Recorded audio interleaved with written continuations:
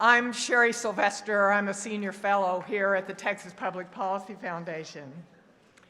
And when I was given the honor of introducing our great Lieutenant Governor, I thought about all that I could say. I worked with him from the beginning of his campaign. I worked with him for a number of years in the Capitol, and I have so many stories. But I am biased. I'm biased. So I thought, well, let's look at what his enemies say about him. The Houston Chronicle, you can boo if you want. The Houston Chronicle, when he was running for re-election in 2018, wrote 27 editorials against him. 27. Must be good. After he was re-elected, here's what they said. Patrick's predecessors, Ben Ramsey, Bob Bullock, Ben Barnes, Bill Hobby, Rick Perry, have taken up the gavel and used the power of the office for good or for ill. But arguably, none have used it more efficiently than Lieutenant Governor Dan Patrick. His predecessors are not in the same league, the same universe, the same galaxy as Patrick. That left-wing cabal over at Texas Monthly, they said he is the best politician Texas has produced this century.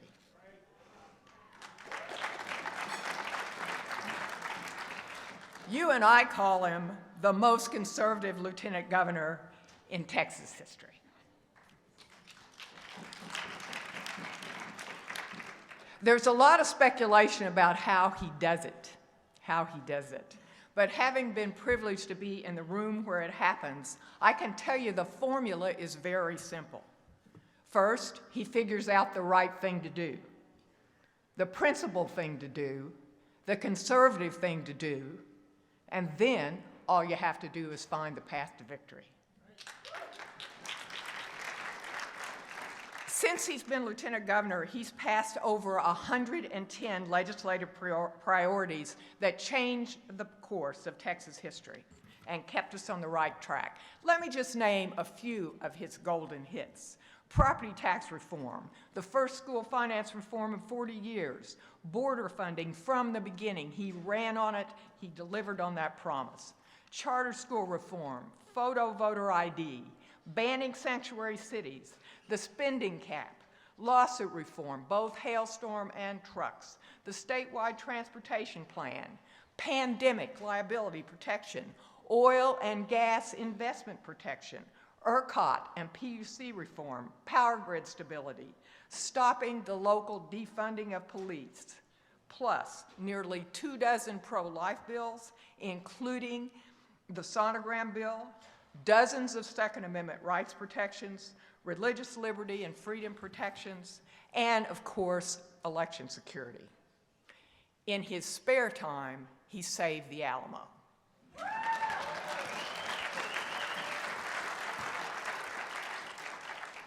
If you ask him the most important piece of legislation that he passed, he'll tell you it was changing the blocker bill. When he became lieutenant governor, it took 21 votes to get a bill to the floor.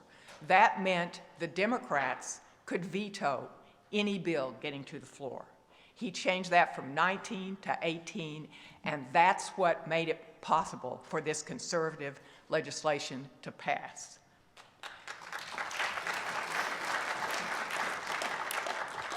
That's what leadership looks like. I am so proud to have worked for him. I know you are proud to have him as your lieutenant governor. Ladies and gentlemen, the Honorable Dan Patrick.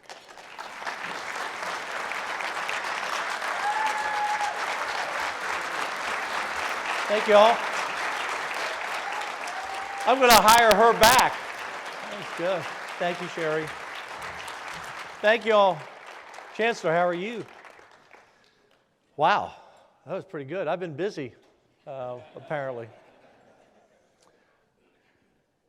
I want to tell you a little story Hopefully there's a beginning and a middle and an end. Chancellor is up here, and no one tells stories better than Ken Hance.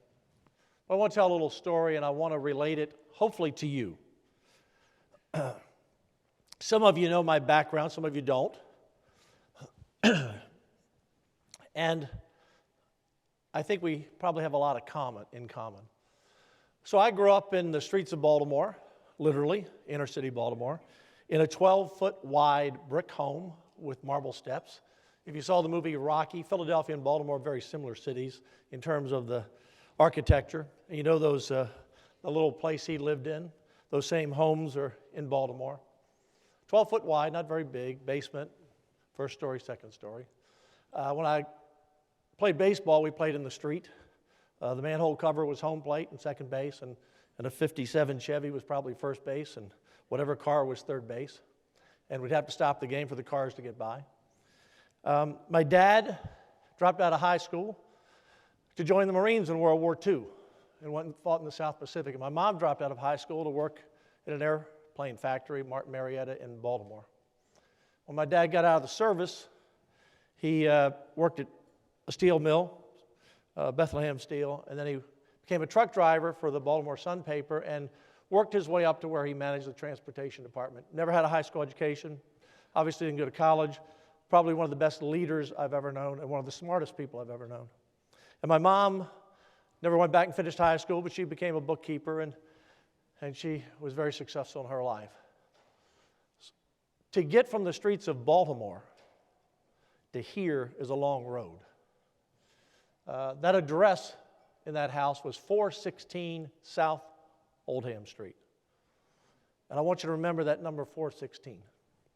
So it's hard for me to see the lights. I'd like to see a show of hands of those of you in this room who kind of started out the same way, because you all are pretty dang successful in this room. So where'd you start out? In Chicago. Similar kind of background? And what's your name? Elaine. Someone else. Over there, I can see, who's that over there? Hey, John. I'm great. I can't see you too well. Where'd you start out?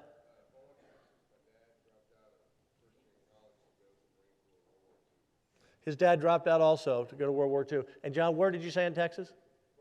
Beaumont. Ken Hance. 606 Southwest 5th Street in Dimmitt, Texas. My dad had an 8th grade education, was a hard worker in mail care. My mother graduated from high school, was a bookkeeper. There you go. They gave me a great foundation. I love them. Hope you all could hear that. Mom, bookkeeper, same kind of background. Yes, sir? Can't see. Who is it?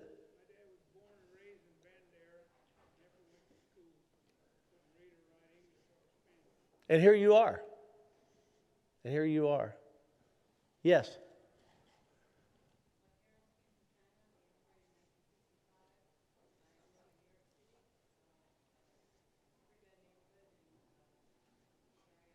Here you are.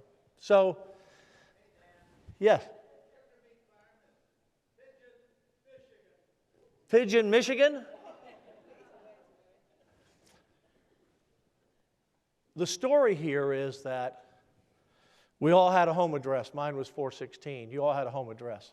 606. What was that street in Dimmitt? Southwest 5th. Southwest 5th. And here we are. How did we get here? How did we get here? A long ways, right? Mine's a 70, soon to be a 72-year-old story. I'll turn 72 in April. Congrats, absolutely, I'll take it. Take a few more. And we can look back at our life's journey. We had great parents, or at least one parent. I was fortunate enough to have both parents that stayed with me the whole time. It's about family. It's about getting a good education. It's about hard work. It's about taking some risk. It's about having mentors. It's about having friends. And for me, and I know many of you in this room, it's my belief in Jesus Christ and God that He has a path set for us. We always don't know that path. I can assure you that when I graduated from University of Maryland, Baltimore County in 1972, I had no dreams of moving to Texas or running for lieutenant governor. I wanted to go into television, which I was able to do eventually, and carved out a fairly successful career for a while. That's what brought me to Texas in 1979, a television anchor. I started out with Al Roker in Washington, D.C. Actually, I started out in Scranton, Pennsylvania, went to D.C., and they were looking for two young guys in their 20s, so they got hired cheaply. Al came from Syracuse, I came from Scranton. I don't know what happened to Al. I hear he's done. I make $600 a month, he's making $25 million a year. God, I'm following your path. I'm just following your path. So I don't want to recount all of that time. I want to jump to the present. So where are we today as a nation? Because what I left out in that equation of God and family and education and mentors, what I left out was we live in the greatest country in the world where only kids from Dimmitt or Pigeon or China or Chicago or Minnesota can come from nothing to be here today in this room as a leader in the state of Texas, the greatest place on the planet. Only in America. That's the real secret. Because there are people all over this world and other countries that could never rise up from our humble beginnings. And so where are we today? America is at risk. Not since the Civil War have we been so divided, and currently we have a president who wants to be even more divisive. The speech he gave in Georgia hurt my heart. Hurt my heart. But he's convincing and brainwashing a number of people to believe the things he said. You know, everyone says, I saw the poll yesterday, his disapproval is at 56%, but 43% approve of what he says. 43% support the policies of the left. Make no mistake, the dream that you have lived, and I've lived, is a greater risk than it's ever been since the Civil War. They want to take away everything you've created, all of your accomplishments. Be sure that you cannot hand it down to your children or your children's children. And anyone like myself who's a grandparent, we have 7 grandkids, that's all. Look, everything I have is their money. Okay? It's not my money anymore. When we go to Disneyland, take the whole family, $20,000, $25,000, that's their money. It's not my money. I'm enjoying their money. Enjoy their money. But they want to take it all away. Make no mistake. They really do want to take it all away. The divide in this country is more than Republicans and Democrats. The divide in this country is about darkness and light. Now, there are people in the Democrat Party who believe in God. I'm not ever judging or diminishing anyone. I know the media is here. I'm not diminishing anyone in their faith. I respect all faiths for people who don't have faith. That's their right. But there's no question the policies of the left, I wouldn't even say the Democrat Party anymore, but the policies of the left, they're just the label out front. They're just the useful tool of the Marxist left. The divide is clear to see. Look at capitalism versus socialism. We believe, as conservatives, we believe that you pull yourself up by your own bootstraps. You need some help along the way, family, friends, mentors, as I mentioned. But you have to go out and work for it. Work for it. Our founders said they wanted to guarantee that we had a right to the pursuit of happiness. Didn't guarantee happiness, just that you had the opportunity to pursue it. The socialists believe everything you've earned unfairly. And it's really the communities. And make no mistake that that's their long-term plan. Actually, their short-term plan. Thank goodness there are a few Democrats that are stopping some of that short-term plan. I'll tell you a quick side note, was not in the speech. I had a call with Joe Manchin. I thought, Joe Manchin's not going to call me. Lieutenant Governor of Texas, Republican, why would he call me? If I call his office, I'll never get a phone call.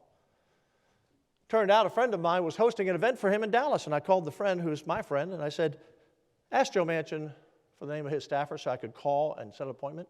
About 20 minutes later, my phone rings. It's Joe Manchin. He said, Lieutenant Governor. I said, call me Danny. He said, call me Joe. And the reason I wanted to talk to him, it was when the Democrats left here and went to Washington, and they were telling all these lies about our election bill. All of these lies. And I wanted to be sure I knew he was the crucial vote, that he knew the truth. We had a really good discussion. A really good discussion. I asked him about the filibuster.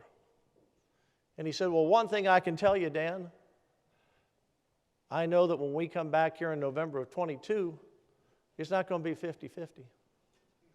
I'm not sure who's going to be 51 or more, but we need to protect it. I thanked him for being a man at the right time in the right place.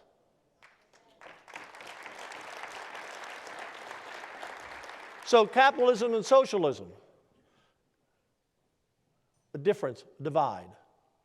And again, remember, 43% of the country seems to side with the left. Education. In this room, and as Republicans and conservatives, we believe that your education should not be tied to your zip code. We believe in school choice. They believe, the left believes, the government owns your children. And they will tell them what to learn. And that the parents have no voice. That's the left's view. Anti-charter, anti-choice. And that's why cities like Baltimore, where I grew up, I can go back to those streets where I worked as a newspaper kid, and they're the same streets that they were and the same failing schools that they were, whether it's Baltimore or Chicago or Houston or Austin. Never a change. We can look at Second Amendment rights. Since I've been Lieutenant Governor, I'm proud I've had an A+ rating with the NRA every session. We passed campus carry, open carry, constitutional carry, every kind of carry you can think of. Because we believe that your permit to carry is in the Constitution. They want to take your guns away.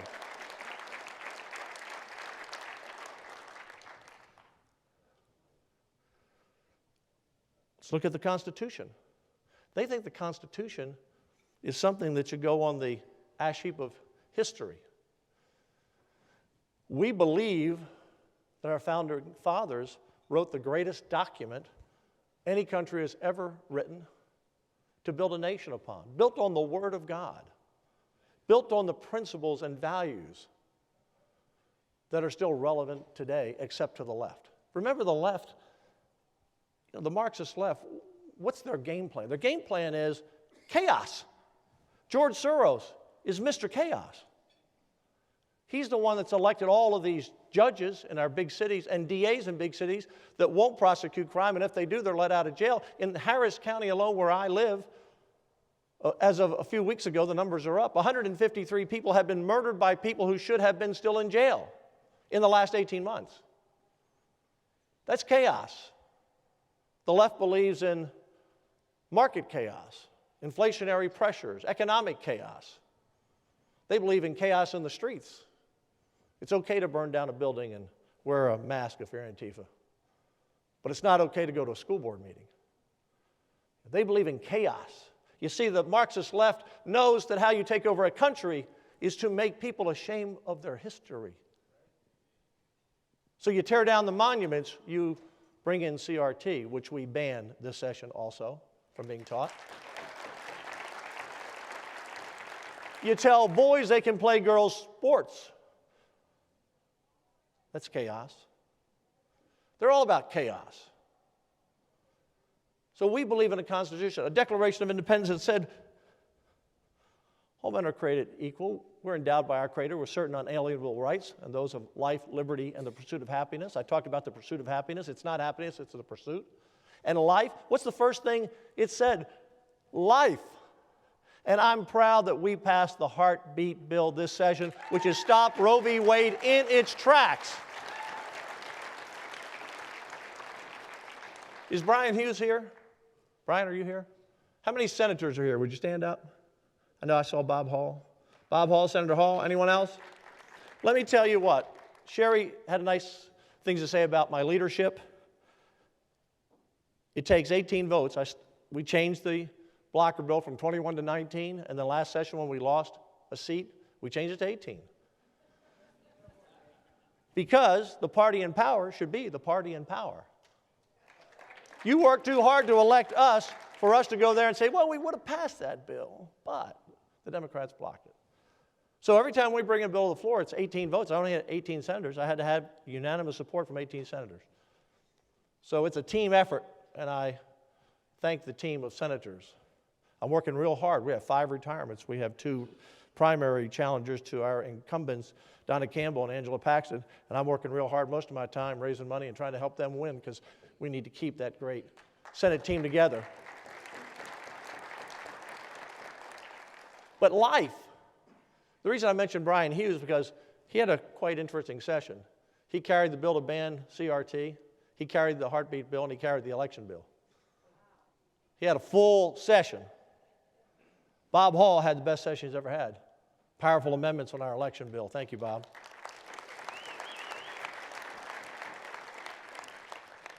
Life.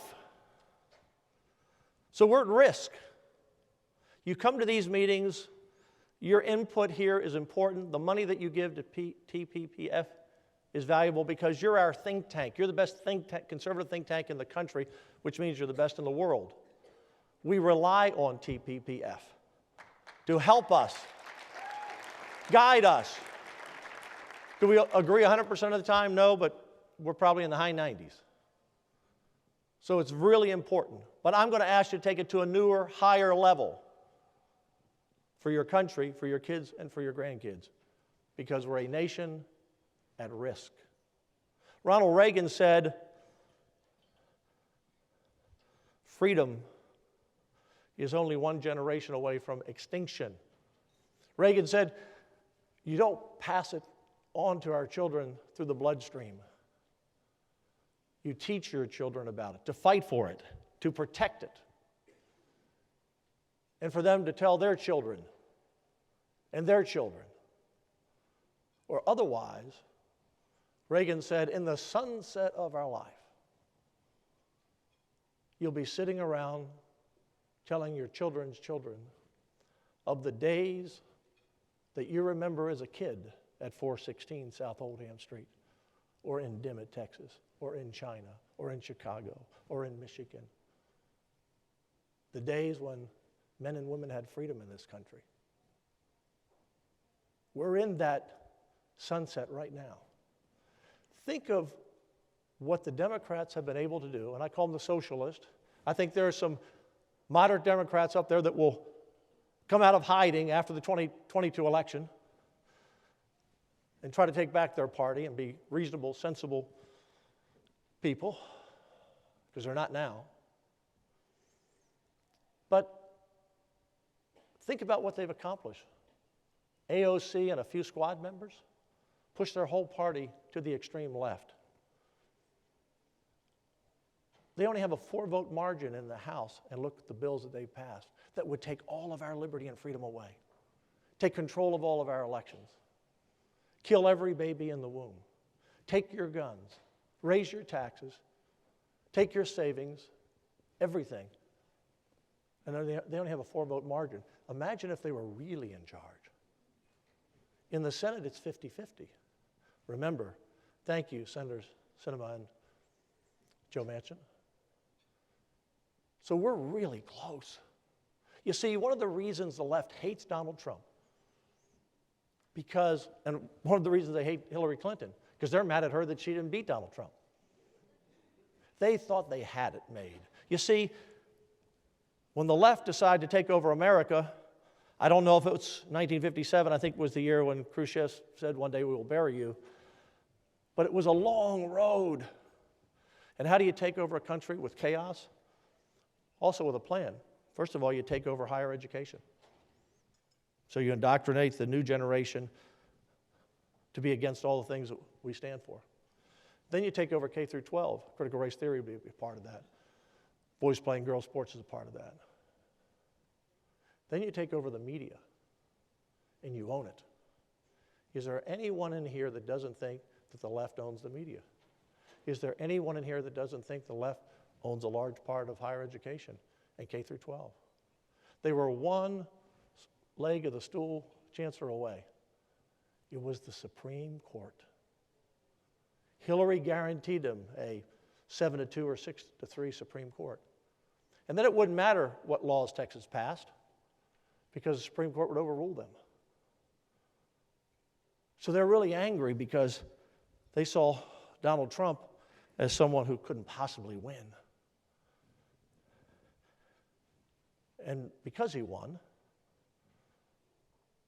we have the Supreme Court still making sensible decisions most of the time, in our view. But when they don't rule with us, we don't say we want to pack the court. When we have a case that we don't like the jury trial, we don't go out and riot it in the streets. No, that's what the socialists do. So that's why they're so mad at Donald Trump, because their 40-year plan was destroyed by his victory. And you know, in the election bill, they continue to lie on that. Joe Biden now says, if we lose in 22, it's because it's going to be illegitimate.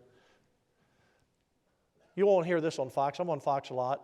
I talk about this, but I'm not on enough to burn the message in. Texas has increased voting more than any other state in the country in the last 10 years. In 2014, when Greg Abbott and I ran, I say Greg Abbott, the whole ticket, but we're at the top. We run separately, as you know. 5 million people voted in 2014. That's Wendy Davis, Letitia Vanderpute, my opponent. 5 million total in November of 14. In November of 18, anyone have a guess? 8.5 million people. 76% increase. I expect we'll have 10 million people this year. When Donald Trump beat Hillary Clinton in 2016, total in that was 8.5 million people.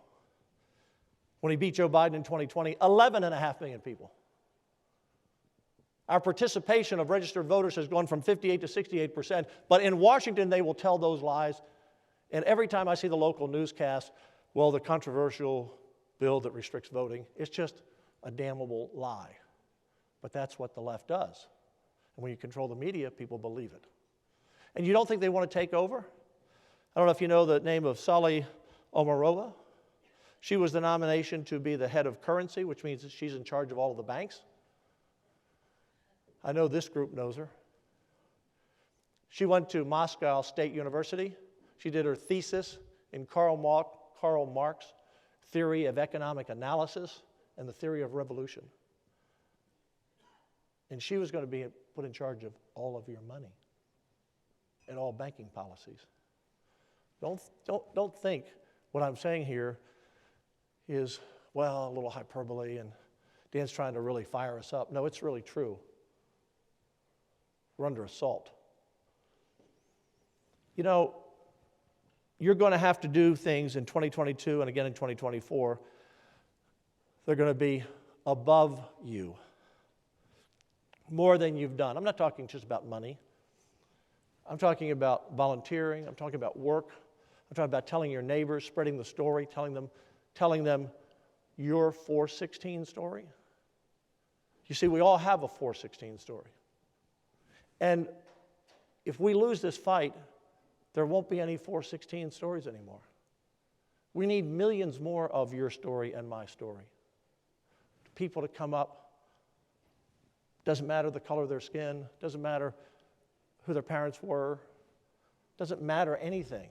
Doesn't matter how poor they were, how small the town was, what country they came from. All those stories will disappear because the left will take all the incentive out of dreaming. They'll take all the opportunities away from young people to rise up, to be bigger than themselves in life. I told you, remember the number 416. A few months ago, I was looking at the Constitution, and I've looked at our Texas Constitution before, but I never looked at the Lieutenant Governor's section. And I was looking for some information I wanted. I'm going through. You know what the section and article of the Lieutenant Governor of Texas is? Section 4, Article 16.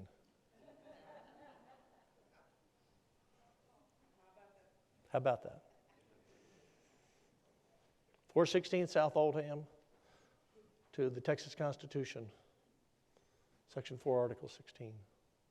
Actually, it's Article 4, Section 16, I believe, but it's 416.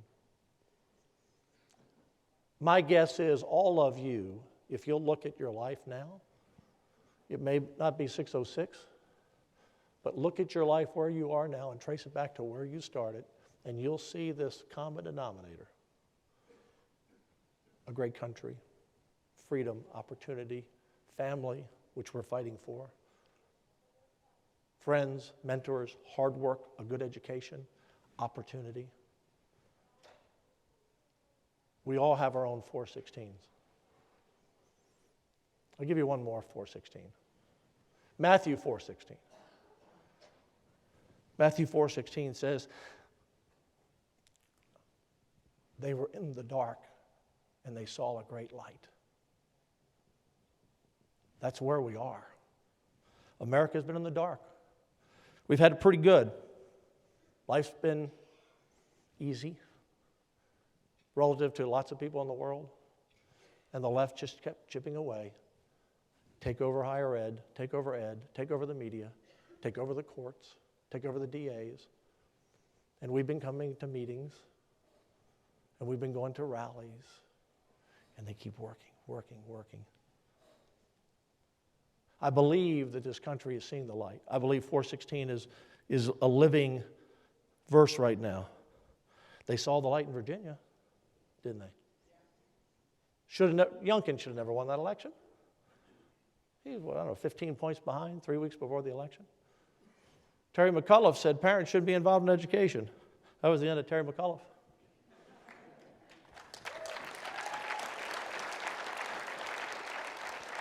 New Jersey. You know, in Texas, we don't register by party. In New Jersey, they do. Do you know New Jersey has 1 million more Democrats registered to vote than Republicans? And the governor's race came down to less than 50,000 votes. That tells you a lot of Democrats stepped over the line and voted for Republicans. So we have to shine a light on what's happening.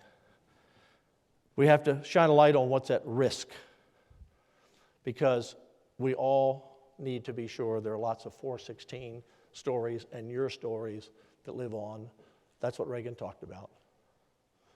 So that we're not sitting in the sunset of our lives talking about America and the freedom that we used to have. So I think it's time to take some questions. I don't know how long I spoke, but I'll share with you I'm proud to be your 416 Lieutenant Governor. So thank you for having me. Sherry? Right on time, Governor, right to the minute. There you go.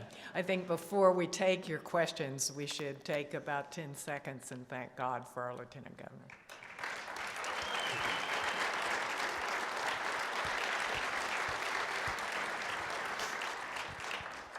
We've got a few minutes. It is hard to see hands out here. Does anyone have questions? There are people in the dining room. I can see a little bit better sitting down. It feels better too. Mine's not a question, it's just something I wanted to share with you. Yes. I had a roommate one time, and she said, God's got a sense of humor. Sometimes we just don't get the punchline. Absolutely. Absolutely. Question over there?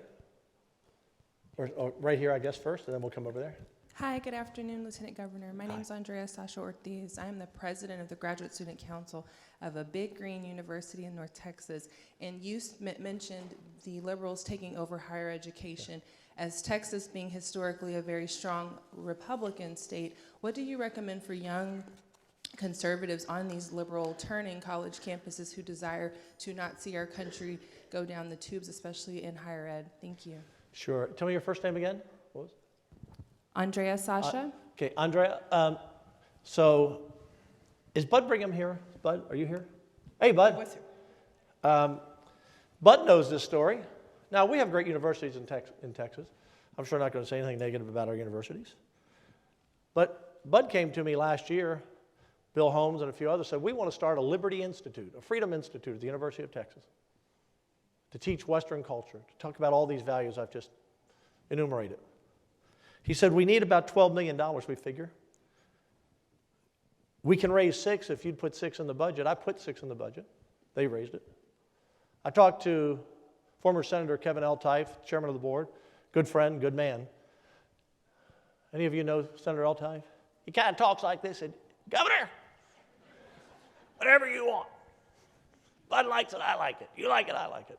They talked to Hartzell. Hartzell signed off. The professors at the University of Texas shot it down. Right, Bud? Shot it down. We want to be in charge of who you hire. Well, that's the whole point. We don't want to hire you guys. That is the whole point.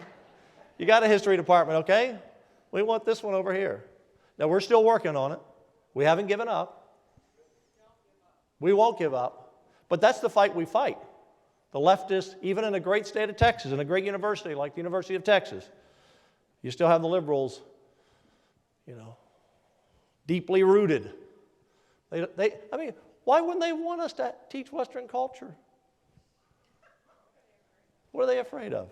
So what I would say to you is you're already a leader, and a lot of young people that you're going to school with will get where you are eventually when they go out to work, when they raise a family, when they pay taxes, when they see government intrusion in their lives.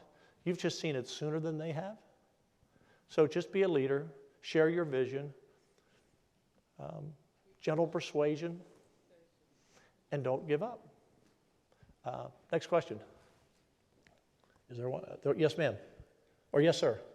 Yes, we've done great things on school choice, and the left often thinks that they own. Oh, mic's not on. Try that again. I was trying to use my old sergeant's voice. Oh, no, let's try this mic over here. Thanks, Vance. So trying to use my old sergeant voice.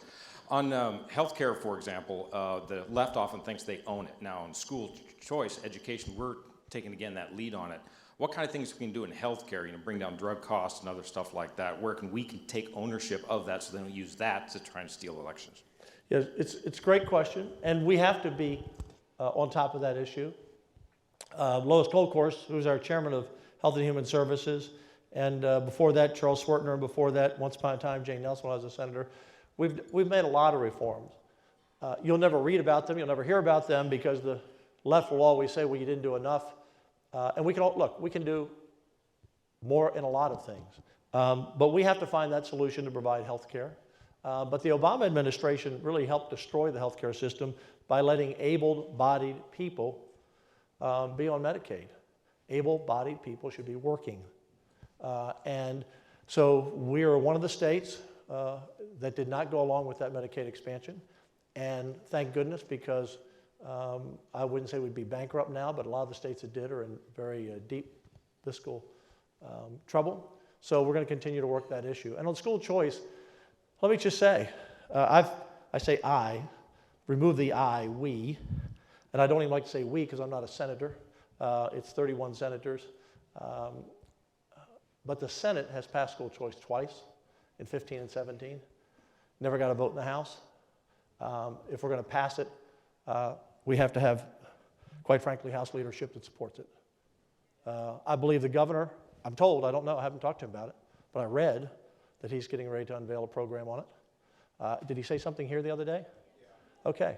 So the governor's in, and I'm in. What's the problem with the third arm of the legislature? Because when we, the governor, the speaker, and the lieutenant governor are all on the same page, it gets done. It gets done. Because the members see, okay, those three are behind it. So, and I'm not being critical, I'm just saying it's a new day.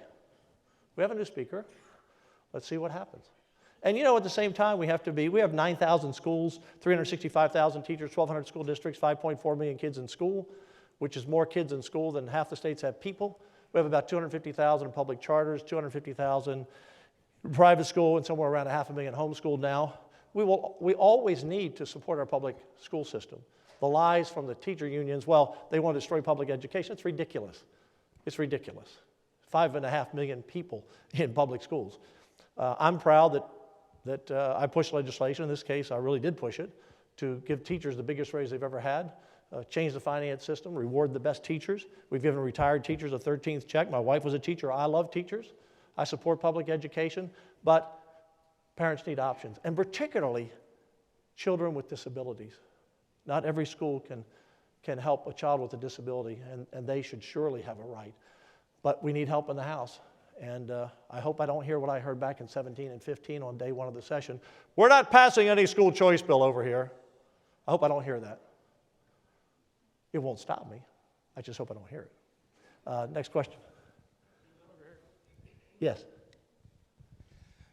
Hi, I'm from East Texas, and out in the backwoods, where we're trying to protect ourselves from everything that's happening in the rest of the world, there's an assault that we've seen that is behind the assault on America, behind our masks and our unwillingness to talk to one another anymore.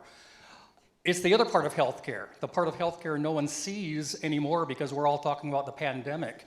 We have shortages of medication out there that we go see our doctor, we get prescribed a med, and either it can't get delivered, or worse, the pharmacist refuses to fill it because it is the politically incorrect solution to the problem. Right. Thank you. Someone wants or believes they need ivermectin, that's the wrong choice. You're supposed to get the vaccine. Otherwise, you're just evil. My question to you, sir, is there anything that the state of Texas can do and is doing to help protect the supply chain of the drugs, the real drugs that we really need, that our doctors have recommended for us, and protect that doctor-patient relationship? Sure. And tell the pharmacies they have to do as the physician has ordered. Well, I think we're clearly going to look at legislation this session as this issue has come to life over the last 18 months, because if a doctor prescribes medicine for you, in my view, the pharmacy should fill it. It's really that simple. I love our pharmacists. Look, everybody in the healthcare system, folks, we just have to thank God for them, because how hard they've worked the last 18 months, all of these people. It's just been incredible people. But the pharmacies, and maybe it's a company policy, I don't know. We'll have to look into that. We'll have interim hearings on it. And because you should be able to get the medicine they prescribe to you. The supply chain is a disaster. One thing we've all learned is that America needs to go back in the business of making medicine. I mean, every pill, every aspirin you take comes from China, basically. Every pill you take.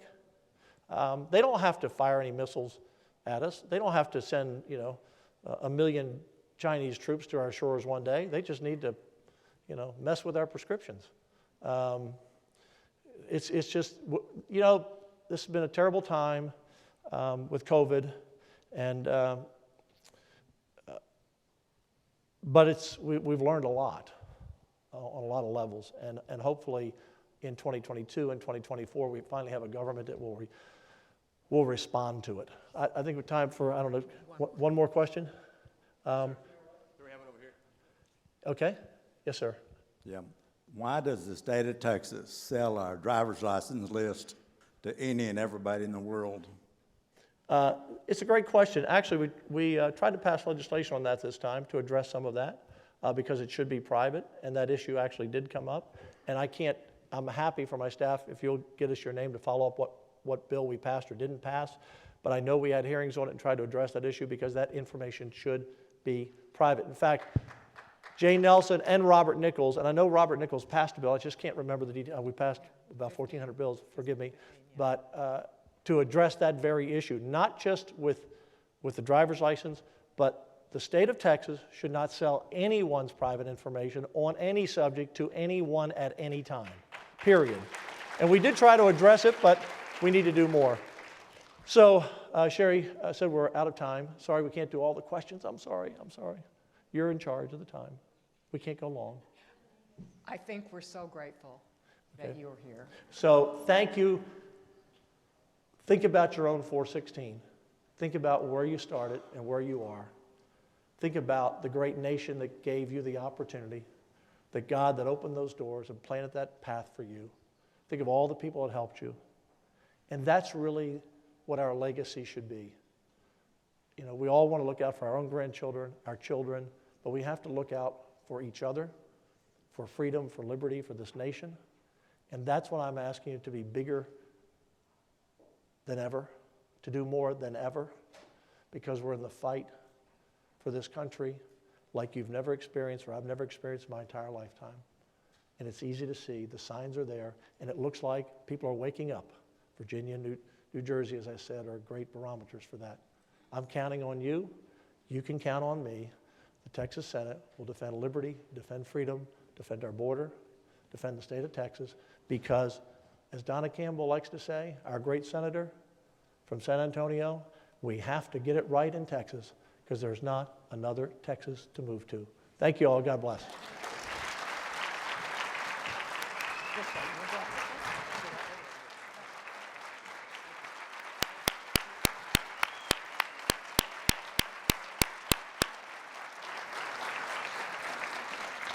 Thank you all very much.